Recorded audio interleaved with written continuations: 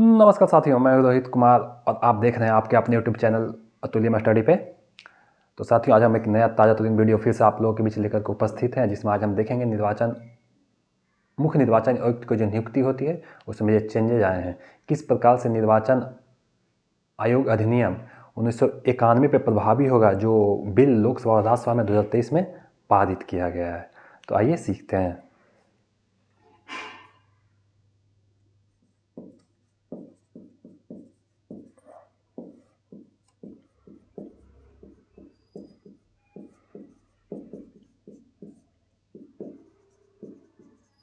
निर्वाचन आयोग अधिनियम 2023, इसमें क्या क्या संशोधन किए गए हैं, क्या क्या बदलाव किए गए हैं, क्या क्या सेवा शर्तें हैं इसमें।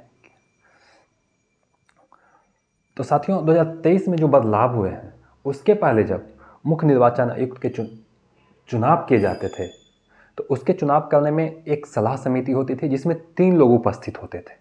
उसमें कौन से लोग उपस्थित होते थे? तो वो 3 लोग उपस्थित होते थे। वो देखेंगे कौन कौन से लोग होते थे। बिफोर 2023 पहला इस देश के प्रधानमंत्री होते थे।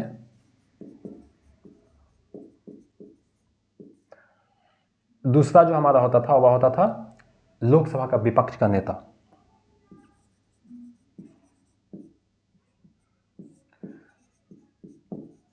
विपक्ष का नेता याद रखना है, लोकसभा का, नहीं कि राज्यसभा का। लोकसभा के जो विपक्ष के नेता होते थे वो इसमें हिस्सेदारी थी उनकी, भाग लेते थे। और तीसरा होते थे कौन? सीजेआई, मुख्य न्यायाधीश।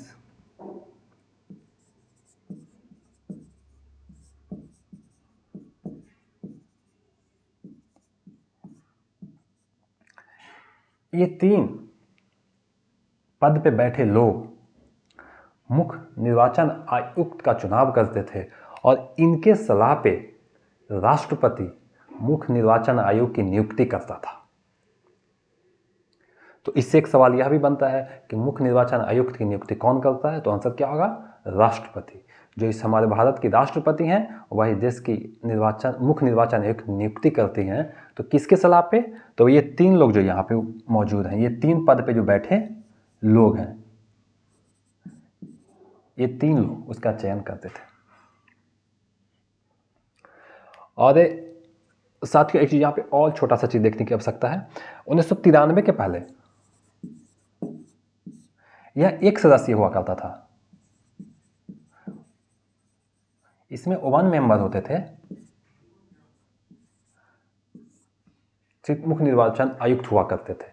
किंतु 1993 के बाद इसमें 3 मेंबर्स हो गए, जिसमें एक हैं मुख्य निर्वाचन आयुक्त, जिसको हम शॉर्ट में सीईसी लिख सकते हैं, चीफ इलेक्शन कमीशन,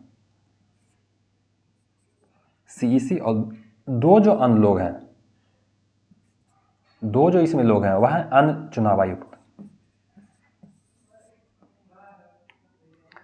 तो ये वर्तमान में जो निर्वाचन आयोग है उसमें कितने सदस्य लोग उपस्थित हैं? तो 3। एक उसमें होंगे मुख्य निर्वाचन आयुक्त और 2 अन्य चुनाव आयुक्त। और जो वर्तमान में अभी इस देश में मुख्य निर्वाचन आयुक्त हैं उनका नाम है राजीव कुमार। अभी इस सीईसी कौन है इस देश में?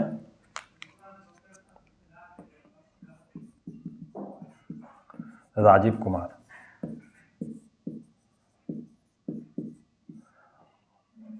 ये एक सदस्य हो गया मुख्य निर्वाचन आयुक्त के रूप में, और जो 2 होंगे वो ईसी होंगे, चुनाव आयुक्त सिर्फ, उसमें 2 लोग होते हैं।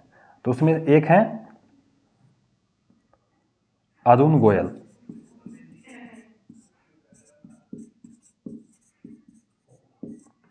और जो दूसरा है उनका नाम है अनूप चंद्र पांडे।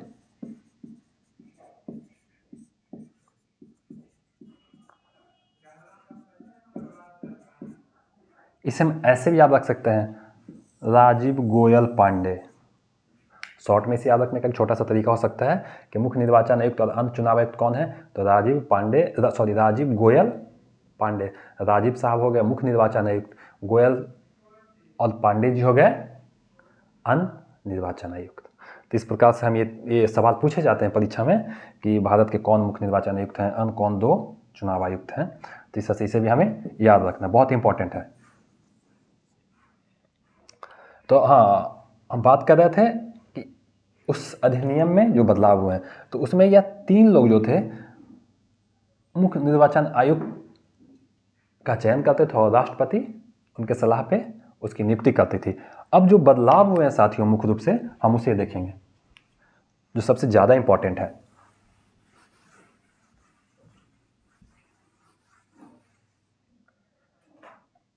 2023 के बाद जो बदलाव हुआ इसमें, ये बिफोर 2023 है, 2023 के पहले, और यहाँ पे देखते हैं आफ्टर 2023।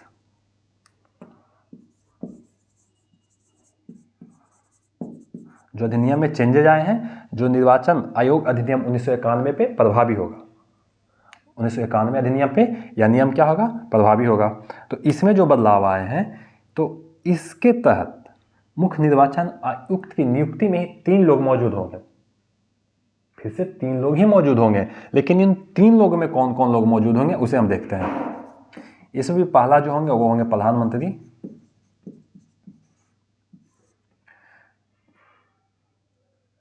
दूसरा जो होंगे वो होंगे विपक्ष के नेता,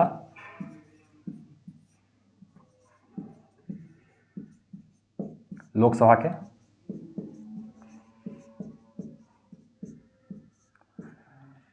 और जो तीसरा यहाँ पे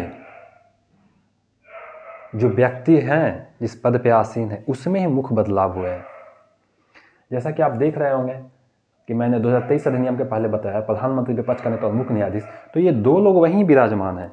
ये जो लोग 2 लोग हैं, ये 2 वहीं लोग विराजमान हैं, इसमें बदलाव हुआ है। इनके स्थान पे जो तीसरा होंगे वह होंगे प्रधानमंत्री के द्वारा नामित केंद्रीय कैबिनेट मंत्री।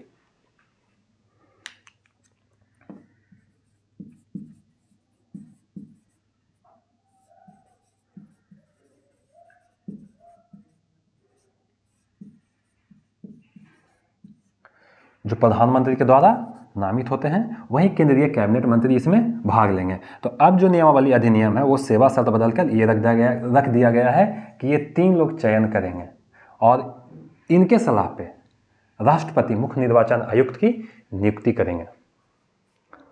तो साथियों, यहाँ पे एक छोटा सा सवाल उठता है कि जो ये 3 लोग जो फेरबदल हुए हैं वर्तमान में अभी, इसमें क्या विपक्ष के नेता का जो वोट है वो कभी उपयोगी साबित हो सकता है?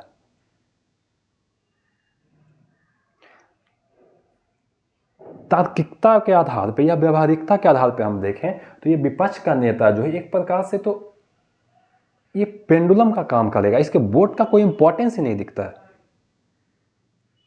क्योंकि आप बताइए और कमेंट में जरूर बताइएगा ये सवाल मेरा कि यहाँ पे जो प्रधानमंत्री उपस्थित हैं और ये केंद्रीय कैबिनेट मंत्री, इन दोनों का जो वोट होगा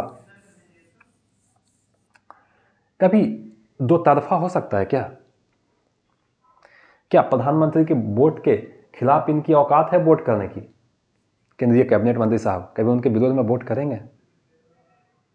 कोई अपनी पार्टी के विरोध में वोट नहीं कर सकता, तो ये जो प्रधानमंत्री के द्वारा नामित व्यक्ति है वो कैसे प्रधानमंत्री के विरोध में वोट करेगा? तो यहाँ पे परिणाम जो निकल के आएगा निरंतर, जो मुख्य न्यायाधीश को हटाने के पश्चात जो होता है वो तो हमेशा रेशियो 66 और 33% के बीच चलेगा लगभग। विपक्ष का जो नेता होगा उसका वोट इतना, और ये तो ऑलवेज ही इतना वोट लेके आएगा क्योंकि 2 लोग इसी को वोट करेंगे। तो इसमें तो टॉस करने की आवश्यकता ही नहीं है, चयन का तो कोई सवाल ही नहीं उत्पन्न होता है फिर, क्योंकि वोट का इंपॉर्टेंट तो वही होता है ना। अगर 0.1% भी किसी के पास वोट ज़्यादा है तो वहाँ पे 99% ला कर देखिए आपके वोट का कोई इंपॉर्टेंस नहीं होता है, आप उसका चयन नहीं कर सकते। और यहाँ तो 2 लोग साफ दिख रहे हैं कि एक प्रधानमंत्री हैं और उनके द्वारा नामित व्यक्ति, और एक ये अकेला। तो साथियों, जो भी हो कमेंट में जरूर हमें लिखिएगा और बताइएगा क्या यह तार्किकता के आधार पर उचित है या यह देश हित में है। तो अभी आपने देखा कि किस तरह से इसमें फेरबदल हुआ है और मैंने आपको बेहतर ढंग से समझाने का प्रयास किया है। यहाँ पे बस एक आदमी इसमें जो चेंजेस किए गए हैं वो ये है, और यह अधिनियम 2023 प्रभावी हो गया है। अब यही सेवा शर्तें लगेंगी। और एक चीज़ और छोटा सा चीज़ मैं आपको बता दूं जो मुख्य निर्वाचन आयुक्त का जो सेवा शर्त और जो कार्यकाल और वेतन होते थे पूर्व में, बिफोर 2023 वह इस देश के सुप्रीम कोर्ट, उच्चतम न्यायालय के न्यायाधीश के बराबर होता था। जो सीईसी का जो पद होता था, इसे यहां पे लिख दूं,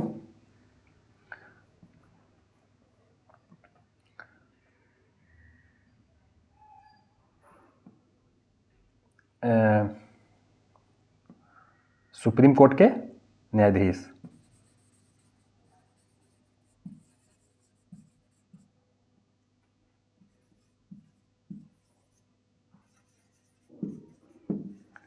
जस्टिस के बराबर 2023 के पहले जो होते थे सीईसी साहब, उनका क्या होता था, सेवा शर्तें होता था, कार्यकाल होता था, वेतन आदि भत्ते होते थे। लेकिन 2023 के बाद जो है ना वो बदल गया है।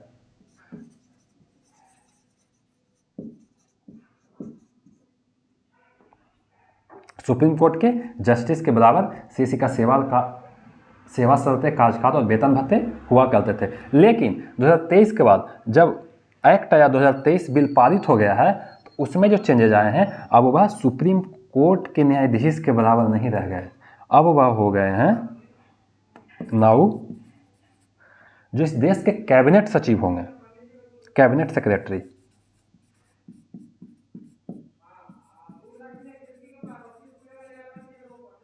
जो इस देश के कैबिनेट सेक्रेटरी हैं उनके बराबर हो गए हैं सीएससी साहब। इनका कार्यकाल, वेतन आदि जो भत्ते होते हैं वह इस देश के कैबिनेट सचिव के इक्विवेलेंट हो गया है आफ्टर एक्ट 2023 अधिनियम के बाद अब वे कैबिनेट सचिव के उनके बराबर सेवा शर्तें, कार्यकाल भत्ते आदि हो गए हैं। और वर्तमान में जो हमारे देश के कैबिनेट सचिव हैं वह कौन है, तो वह है राजीव गाबा। राजीव गाबा साहब इस देश के क्या हैं, कैबिनेट सचिव हैं। मैं यहाँ पे इसे लिख देता हूँ, इस देश के जो कैबिनेट सचिव हैं कौन है, राजीव गाबा। परीक्षा में ये भी सवाल पूछे जाते हैं, आपके वनडे एग्जाम में एक सवाल यह भी आ सकता है कि इस देश के वर्तमान कैबिनेट सचिव कौन है, और वह भी हमें याद रखना है कि मुख्य निर्वाचन आयुक्त कौन है, राजीव कुमार, और उसके अन्य जो दो निर्वाचन आयुक्त हैं कौन कौन है, एक हैं अरुण गोयल और एक हैं अनूप चंद्र पांडे। और उसको सामूहिक रूप से भी हमने याद करने के लिए आपको बताया था, राजीव गोयल पांडे। राजीव साहब हो गए मुख्य निर्वाचन आयुक्त, जो दो हो गए वो कौन हो गए, गोयल और पांडे साहब हो गए। तो साथियों कैसा लगा हमारा ये वीडियो, उम्मीद करता हूँ अच्छा लगा होगा। अगर अच्छा लगा तो मेरे वीडियो को लाइक और सब्सक्राइब जरूर करें, क्योंकि मैंने पूर्व में ही कहा है आपसे कि हम आपसे ऊर्जावान होते हैं और आपसे हमें ऊर्जा मिलती है कुछ करने की। तो साथियों हम फिलहाल लेते हैं अभी अलविदा, फिर मिलते हैं तुरंत जल्द नेक्स्ट वीडियो में। तब तक के लिए जय हिंद।